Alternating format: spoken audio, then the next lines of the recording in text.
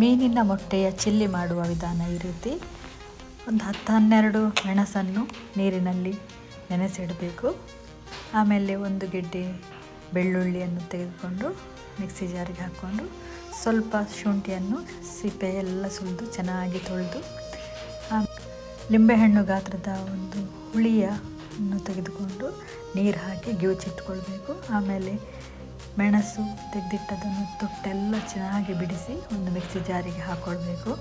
ಜೊತೆಗೆ ಸ್ವಲ್ಪ ಕೊತ್ತಂಬರಿ ತೆಗೆದುಕೊಂಡು ಅದನ್ನು ಕೂಡ ಸೇರಿಸ್ಕೊಳ್ಬೇಕು.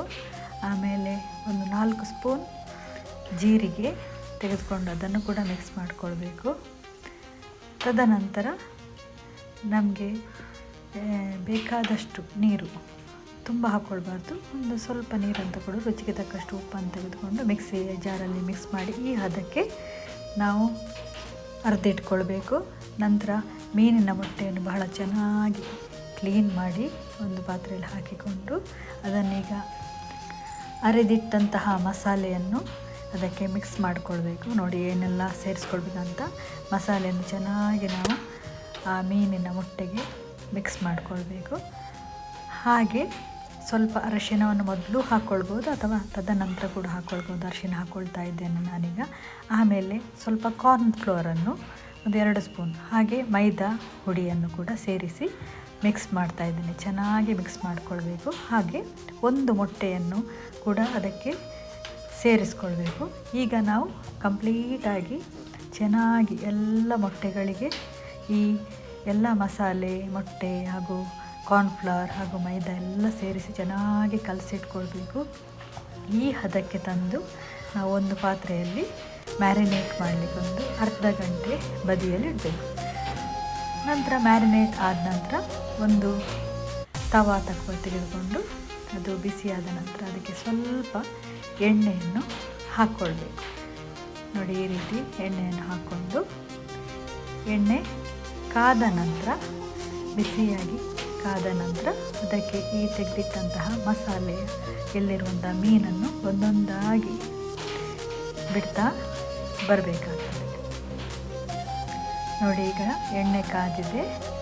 ಈ ಕಾದ ಎಣ್ಣೆಗೆ ನಾವು ಒಂದೊಂದಾಗಿ ಮೊಟ್ಟೆಯನ್ನು ಬಿಡಿ ಬಿಡಿಯಾಗಿ ಹಾಕ್ತಾ ಹೋಗಬೇಕು. ಚೆನ್ನಾಗಿ ಎಲ್ಲೆಲ್ಲ ಎಣ್ಣೆ ಸ್ಪೇಸ್ ಇದೆ ಅಲ್ಲಿಗೆಲ್ಲ ಎಣ್ಣೆಯನ್ನು ಬಿಡಿ ಬಿಡಿಯಾಗಿ ಹಾಕ್ತಾ ಹೋಗಬೇಕು. ಎಷ್ಟು ಬೇಕಾ ಅಷ್ಟು ಮೊಟ್ಟೆಯನ್ನು ಹಾಕ್ತಾ ಹೋಗಿ ಕಂಪ್ಲೀಟ್ ಮಾಡಿದ ನಂತರ ನಾವು ಗ್ಯಾಸನ್ನು ಸಿಮ್ಮಲ್ಲಿ ಇಟ್ಟುಕೊಂಡು ಅದನ್ನು ಕಾಯಿಸಬೇಕಾಗ್ತದೆ. ನಿಧಾನವಾಗಿ ಅದು ಭಾಳ ಚೆನ್ನಾಗಿ ಕಾಯ್ತದೆ.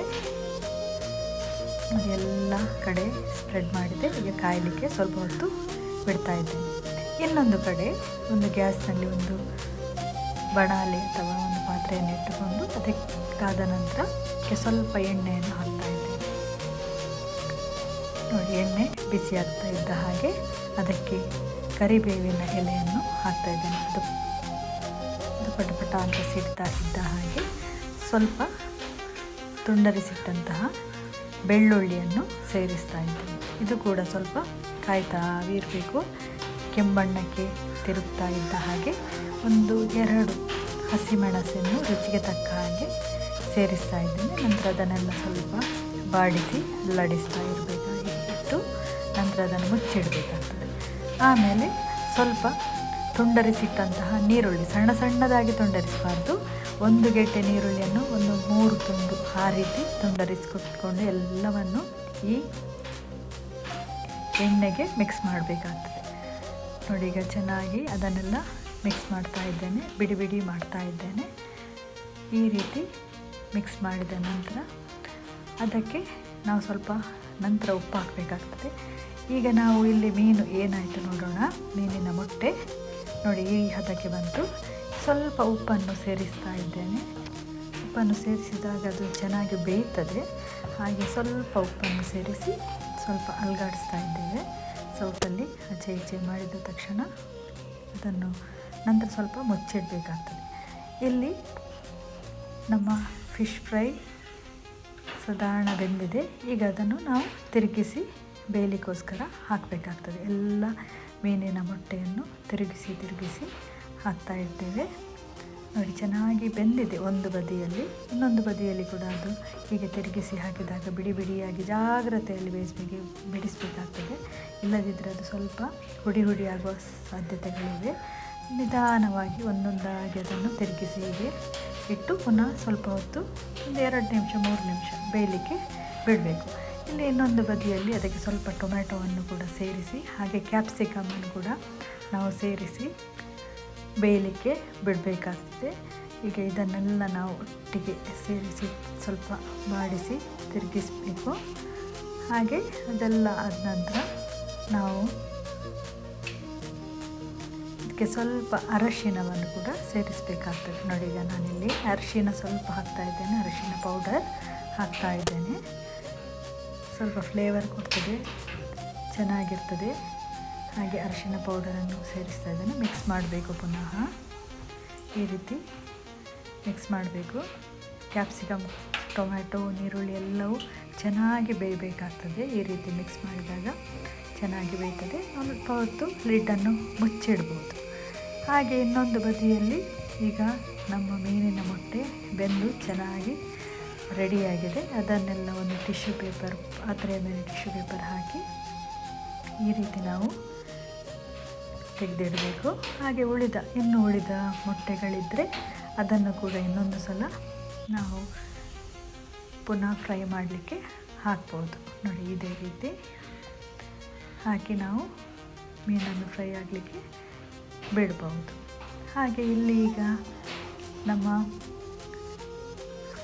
ಗ್ರೇವಿ ರೆಡಿ ಆಗ್ತಾ ಉಂಟು. ಅದಕ್ಕೆ ಕೊತ್ತಂಬರಿ ಪೌಡರ್, ಜೀರಾ ಪೌಡರ್ ಹಾಗೂ ಕಾಳು ಮೆಣಸಿನ ಹುಡಿಯನ್ನು ಮಿಕ್ಸ್ ಮಾಡಿದ ಸ್ವಲ್ಪ 1-2 ಸ್ಪೂನ್ ಹಾಕಬೇಕು. ಹಾಗೆ ನಿಮ್ಮಲ್ಲಿ ಮೊಟ್ಟೆ ಮಸಾಲ ಅಥವಾ ಬಾಫತ್ ಪೌಡರ್ ಅಂತ ಸಿಗ್ತದೆ ಅಂಗಡಿಯಲ್ಲಿ, ಆ ಪೌಡರ್ ಇದ್ದರೆ 1-2 ಸ್ಪೂನ್ ಅದಕ್ಕೆ ಮಿಕ್ಸ್ ಮಾಡಿ ನಾವು ಸ್ವಲ್ಪ ಒಂದು ಅರ್ಧ ಲೋಟೆಯಷ್ಟು ನೀರನ್ನು ಹಾಕಿ ಎಲ್ಲವನ್ನು ಚೆನ್ನಾಗಿ ಮಿಕ್ಸ್ ಮಾಡಿಕೊಂಡು, ನೋಡಿ ಈ ರೀತಿ ಮಿಕ್ಸ್ ಮಾಡಿಕೊಳ್ಬೇಕು. ಈ ರೀತಿ ಮಿಕ್ಸ್ ಮಾಡಿಕೊಂಡು ನಾವು ಸ್ವಲ್ಪ ಹೊತ್ತು ಅದನ್ನು ಬೇಯಲಿಕ್ಕೆ ಮುಚ್ಚಿಡಬೇಕಾಗ್ತದೆ. ಅಲ್ಲಿ ಒಳಗೆ ಬಹಳ ಚೆನ್ನಾಗಿ ಬೇಯ್ತದೆ. ಇಲ್ಲಿ ನೋಡಿ, ಮೀನಿನ ಮೊಟ್ಟೆ ಫ್ರೈ ಆಗಿ ಚೆನ್ನಾಗಿ ಬಂದಿದೆ. ಇದನ್ನು ಇದೇ ರೀತಿ ತಿನ್ಬೋದು. ಅಥವಾ ನೋಡಿ, ಈ ಮೀನಿನ ಮೊಟ್ಟೆಯನ್ನು ಇದಕ್ಕೆ ಬೆಂದ ನಂತರ, ಆ ಗ್ರೇವಿ ಬೆಂದ ನಂತರ ಈ ರೀತಿ ಇದಕ್ಕೆ ಮಿಕ್ಸ್ ಮಾಡಬೇಕು. ಅದನ್ನು ಜಾಸ್ತಿ ಅಲ್ಲಾಡಿಸಲಿಕ್ಕೆ ಹೋಗಬಾರ್ದು. ನಾವು ಕೆಳಗೆ ಇದ್ದಂತಹ ಗ್ರೇವಿಯನ್ನು ಈ ಮೀನಿನ ಮೊಟ್ಟೆಯ ಮೇಲೆ ಸ್ವಲ್ಪ ಸ್ವಲ್ಪವೇ ನಿಧಾನವಾಗಿ ಸೇರಿಸ್ತಾ ಹೋಗಬೇಕು. ಬೇಕಾದರೆ ಉಪ್ಪು ಹಾಕ್ಕೊಳ್ಬೋದು, ರುಚಿ ನೋಡಿಕೊಂಡು. ಖಾರ ಬೇಕಿದ್ರೆ, ಜಾಸ್ತಿ ಖಾರ ಬೇಕಿದ್ರೆ ಹಾಕ್ಕೊಳ್ಬೋದು, ಪೆಪ್ಪರ್ ಪೌಡರ್ ಅಥವಾ ಬಾಫತ್ ಪೌಡರ್ ಜಾಸ್ತಿ ಬೇಕಿದ್ರೆ. ನೋಡಿ, ಈಗ ಬೇಯ್ತಾ ಬಂದಿದೆ, ಚೆನ್ನಾಗಿ ಕಲರ್ ಕೂಡ ಕೊಡ್ತಾ ಇದೆ, ಫ್ಲೇವರ್ ಕೂಡ ಬಹಳ ಟೇಸ್ಟಿಯಾದ ಸ್ಮೆಲ್ ಕೂಡ ಬರ್ತಾ ಇದೆ. ಮೀನಿನ ಮೊಟ್ಟೆಯ ಚಿಲ್ಲಿ.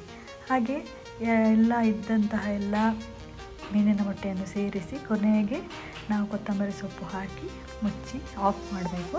ನೋಡಿ, ಇಲ್ಲಿ ಎಷ್ಟು ಚೆನ್ನಾಗಿ ಬಂದಿದೆ ನಮ್ಮ ಮೀನಿನ ಮೊಟ್ಟೆಯ ಚಿಲ್ಲಿ. ಬಹಳ ಟೇಸ್ಟಿಯಾಗಿರ್ತದೆ. ಗಂಜಿ ಜೊತೆಗೆ, ಚಪಾತಿ ಜೊತೆಗೆ ಬಹಳ ರುಚಿಕರವಾಗಿರ್ತದೆ. ಬನ್ನಿ ನಾವೆಲ್ಲರೂ